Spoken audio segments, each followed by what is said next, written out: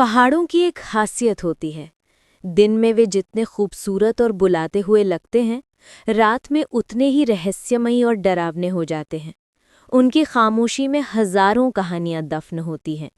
ये कहानी भी उसी खामोशी से निकली एक चीख है जो मेरे 4 दोस्तों ने उस रात सुनी थी। हमारी कहानी की शुरुआत किसी हंसते गाते सफ़र से नहीं होती। इसकी शुरुआत होती है एक अजीब अनचाही खामोशी से।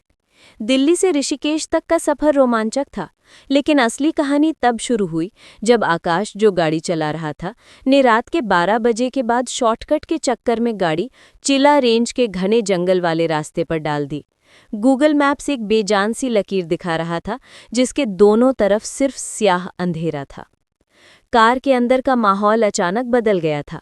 जो मयंक अभी तक जोर जोर से गाने गा रहा था, वो अब चुपचाप खिड़की से बाहर देख रहा था। रोहित ने अपनी जैकेट का जिपर गले तक बंद कर लिया था, जैसे उसे ठंड लग रही हो, जबकि हीटर चल रहा था। साहिल, जो हमेशा दिलेर बनता था, बार बार बेचैनी से अपनी घड़ी देख रहा था। यार, कुछ अजीब लग रहा है, रोहित ने धीरे से कहा। उसकी आवाज़ कार के सन्नाटे में गूंज गई। ऐसा लग रहा है जैसे जंगल हमें घूर रहा है। बकवास मत कर, आकाश ने सड़क से नजर हटाए बिना कहा, लेकिन उसकी आवाज में भी एक अनजाना तनाव था।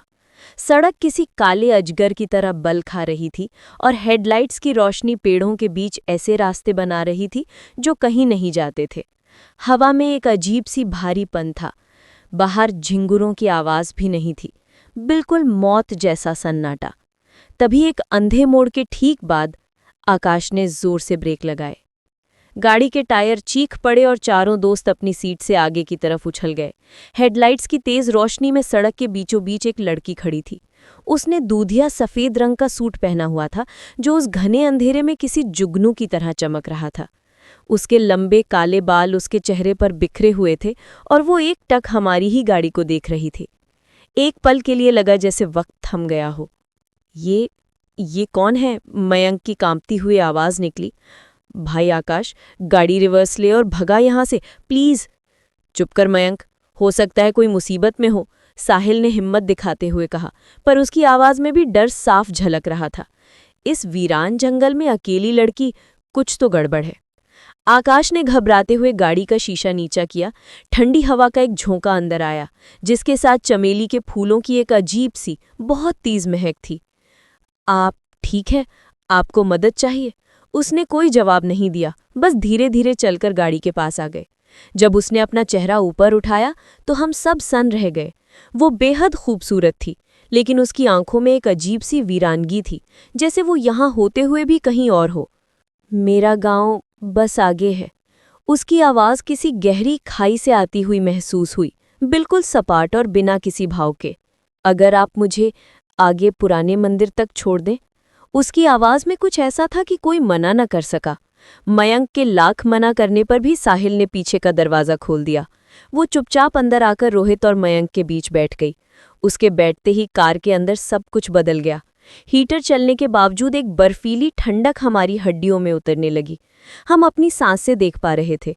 चमेली की वो महक इतनी तेज हो गई कि दम घुटने लगा था। जो रेडियो अब तक सही चल रहा था, उसमें सिर्फ खरखराहट की आवाज़ आने लगी और फिर वो बंद हो गया।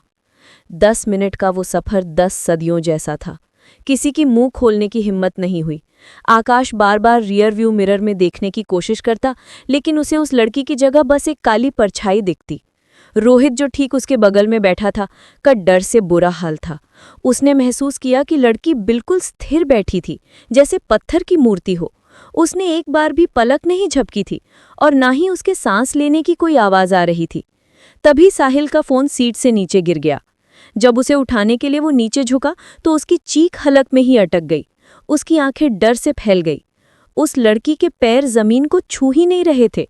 वे फर्श से कई इंच ऊपर हवा में लटक रहे थे। साहिल का चेहरा सफ़ेद पड़ गया। उसने कांपते हुए हाथ से रोहित की तरफ इशारा किया। जब रोहित ने वो मंजर देखा तो उसकी आंखों के सामने अंधेरा छा गया। वो बेहोश होने ही वाला था कि उस लड़की की आवाज़ आई, बस यहीं रोक दो। सामने एक पुराना खंडहर हो चुका शिव मंदिर था, जिसे जंगली लताओं ने अपनी गिरफ्त में ले लिया था। आकाश ने कांपते हाथों से गाड़ी रोकी। कार का दरवाज़ा एक भयानक चर्र की आवाज़ के साथ अपने आप खुला। वो लड़की बिना कुछ कहे बिना हमारी तरफ देखे गाड़ी से उतरी और अंधेरे में डूबी मंदिर की सीढ़ियों की तरफ बढ़ने लगी। वो चल नहीं रही थी, ऐसा लग रहा था जैसे वो हवा में तैर रही हो, और कुछ ही पलों में अंधेरे में गायब हो गई। कुछ सेकंड तक कोई कुछ नहीं बोला, फिर मयंक फूट फूट कर रोने लगा। आकाश ने बिना सोचे समझे एक्सेलरेटर पर पूरा पैर रख दिया। हम मुश्किल से 2 किलोमीटर ही आगे गए होंगे कि हमें पुलिस की जीप की नीली लाल बत्तियां चमकती दिखीं। सड़क पर कुछ गांव वाले इकट्ठा थे। हमने गाड़ी रोकी। एक थका हुआ सा पुलिस वाला हमारी तरफ आया। आगे नहीं जा सकते साहब, एक एक्सीडेंट हुआ है। क्या हुआ? साहिल ने हिम्मत करके पूछा। एक लड़की की लाश मिली है, किसी गाड़ी ने टक्कर मारकर फेंक दिया लगता है। कई घंटे हो गए। हम चारों के दिल बैठ गए। गांव का एक बुजुर्ग आदमी टॉर्च लेकर आगे बढ़ा और बोला, ये तो वही लड़की है, माया। बेचारी की आत्मा को आज भी शांति नहीं मिली। ठीक 1 साल पहले आज ही की रात इसी सड़क पर उसकी मौत हुई थी। हर साल आज की रात वो यहाँ से गुजरने वालों से लिफ्ट मांगती है, उस पुराने मंदिर तक जाने के लिए जहाँ उसका अंतिम संस्कार किया गया था। बुजुर्ग ने टॉर्च की रोशनी सड़क के किनारे पड़ी एक लाश पर डाली, जिसे सफ़ेद चादर से ढका गया था। हवा के एक झोंके से वो चादर थोड़ी सी सरकी। वो वही चेहरा था, वही दूधिया सफ़ेद सूट, बस आंखें खुली थीं और वो आसमान को घूर रही थीं, उसी वीरानगी के साथ। हम वहाँ एक पल भी नहीं रुके। उस रात हम ऋषिकेश नहीं पहुँचे, हम गाड़ी मोड़कर वापस दिल्ली लौट आए। उस रात के बाद हमने पहाड़ों की खामोशी को कभी हल्के में नहीं लिया, क्योंकि हम जान गए थे कि कुछ खामोशियाँ चीखने से ज़्यादा डरावनी होती हैं।